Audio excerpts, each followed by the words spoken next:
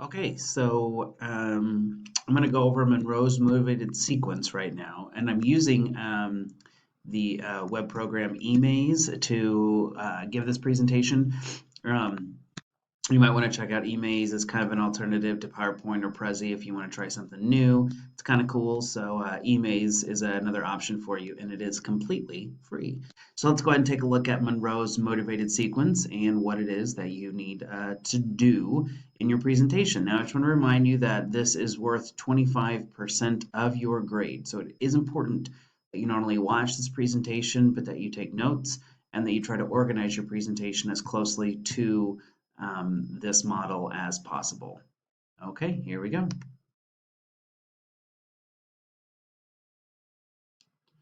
We're going to go ahead and make this full screen. All right, so Monroe's motivated sequence. So let's get it started. All right, we're flying through the city. All right, so Monroe's motivated sequence is a sequence that adheres to the normal human thought process as a means to motivate an audience to action. So what that means is basically, you're going to deliver a presentation and try to motivate your audience to do something about this injustice that you see, whether it's the sexual assault or Guantanamo Bay or inner city crime, etc. Whatever these things are, you're going to try to motivate your audience to take action. And Monroe's motivated sequence follows kind of the normal thought process of people to persuade them to take action on this. Oops, sorry, hold on a second. There we go. All right. So in Monroe's motivated sequence, there are 5 steps. Okay, there is attention, the attention getter, and then there is the need. And then after the need, we'll experience this thing called cognitive dissonance, and I'll go into that in just a minute. And then you will go on to satisfaction, visualization, and then finally action. But those are your 5 steps. So we're going to go over each step in a little bit more detail. All right. So the first step is the attention step. So this is where you need to gain your audience's attention. And this is not done by standing up in front of the room and saying, "Hi, my name is Mr. Dale, and today I'm going to talk to you about sexual assault on college campus." That is not a way to grab the audience's attention. That's boring, right? But a good way to gain your audience's attention could be to tell a story, perhaps read something from the book that you have, a startling fact, a rhetorical question, or an interesting quote. Those can be really effective ways to deliver to deliver the attention getter and grab your audience's attention from the beginning of the presentation. But again, I don't want you to get up there and say, "Hi, my name is blank, and today I'm going to talk about blank." That's not a good way to gain your audience's attention. That is a boring, ineffective way to gain your audience's attention. Please avoid that. Okay. After the attention step, you go on to the need, and this is where a lot of your research is going to come into play. So the need step is where you kind of make the thesis of your presentation known, all right? And you need to provide us specific examples to illustrate that this is a real problem and there is a need for us to do something about this problem and to fix it.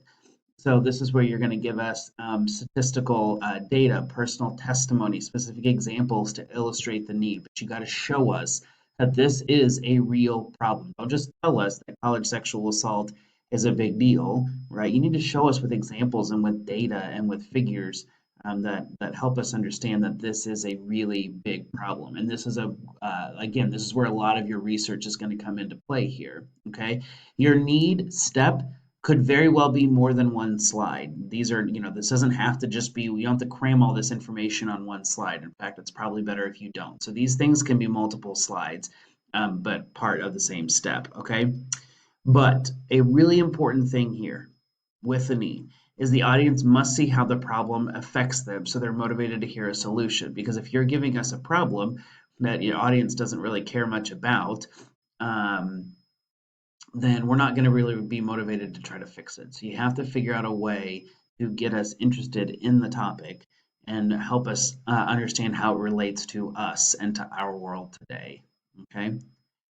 All right. Moving on here. After need is your audience is going to experience this thing called cognitive dissonance, all right?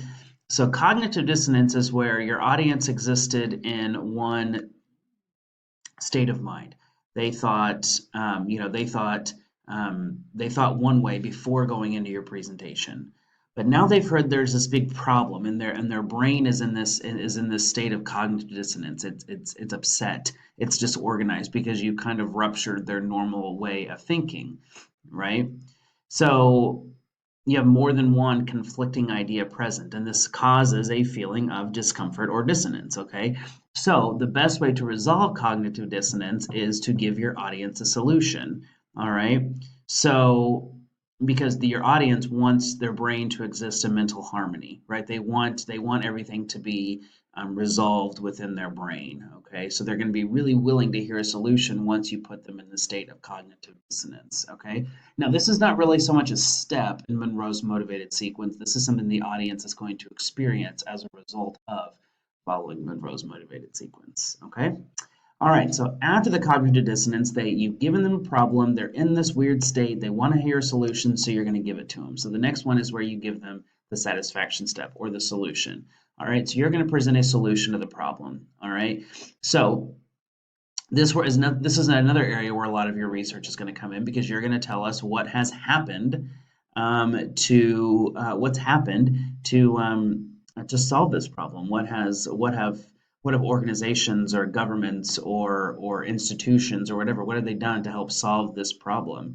And briefly outline the perspective or the attitude that you want us to take in order to help solve the problem. All right, and present evidence that's going to show how the solution works. Okay, so if you are following child soldiers in sub-Saharan Africa, and you find evidence that UNICEF, which is a human rights organization, has done something to kind of help alleviate this problem, show us what they've done. Don't just tell us they've done something, but show us what they've done to help solve this problem, okay?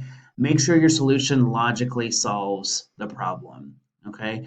Like, for example, if you were presenting on college sexual assault and your solution is to get, um, if your solution is to advocate for, safe sex practices, that doesn't really logically solve the problem of sexual assault on college campus. So make sure that your solution is going to actually fix the problem. What have people done to actually fix the problem? Okay. All right, so after satisfaction, this is where we go into the visualization. So you've given us a problem, you've given us a solution. Now you need to tell us what the world would look like if we did something, if we kind of adopted the plan that you're proposing. But what would happen if we don't adopt your plan? And this is where you want to be graphic within reason.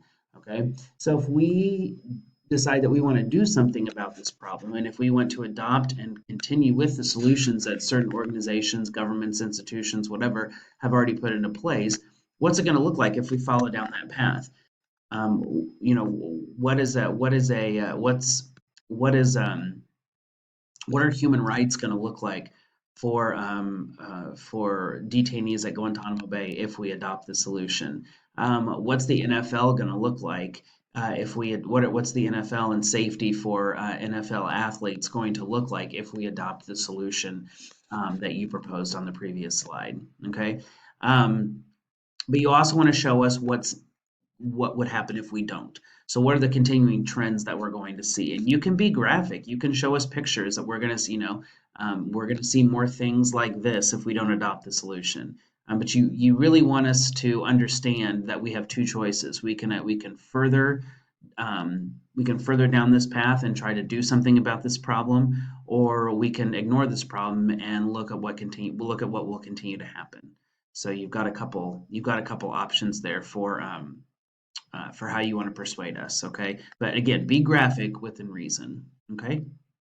And finally, after the visualization comes the action. So this is what you want. You're going to tell your audience you want them to do something right now, right? As they're sitting in their desk, you want them to do something right now. If the previous steps were done correctly and you followed Monroe's motivated sequence, they're going to want to do something right now. They're going to want to know what they could do to help this problem right now. The thing with this one, and this is where a lot of people get a little stuck, is the action needs to be something doable in class. So, you can't say that, oh, we should go to Africa and open up hospitals and things like that. That'd be great if we all had the resources to do that, but we all don't, and we can't do that right now. But what can we do right now to spread awareness on this issue and make more people understand that this is a real problem and that we should try to find real solutions? One of the best solution steps I've seen in the course of doing this project with classes over the past several years is a group did a project on AIDS in Africa, and there was a Twitter campaign at that time for Project Red, and that if you tweeted the word red or made a you yeah, you tweeted the word red or hashtag red or something like that, um, um, the campaign would donate 10 cents to AIDS research, and so everyone got out their phones and tweeted hashtag red. I saw another group that was doing something on child abuse. No, excuse me, on sex trafficking, on human trafficking, and they passed out these little ribbons that people were to put on their backpacks. And then the idea would be that when someone asked about, it had a number, I think it had like the number 537 on it. And then when someone asked about what the number 537 was, you would tell them the fact that that is the number of people that are entered into human trafficking every day around the world is 537 people. So that was a really good way to kind of persuade people to take action on this topic. All they had to do was tweet, or all they had to do was put the pin on their backpack or put the ribbon on their backpack. There's some really simple things that could be done. So again, I want to stress this needs to be something that you could do in class right now, and that you're going to make them do it. You're going to make the audience do the thing that you've motivated them to do. Okay, so again, you need to follow Monroe's motivated sequence. You need to cover each one of these steps. You need to cover these steps in order. Don't skip any. Don't change the order. Make sure you do this and make sure it's clear. So when I'm grading your presentation, I can see very clearly that you have followed this persuasive process to get your audience to take action by the end of your presentation. Okay, so that is how I would suggest organizing your visual aid in those 5 segments. Let me know if you have questions. Again, we have some work time coming up this week, and then we'll do our projects next week. But let me know if you have questions and how I can best help you. All right, see ya.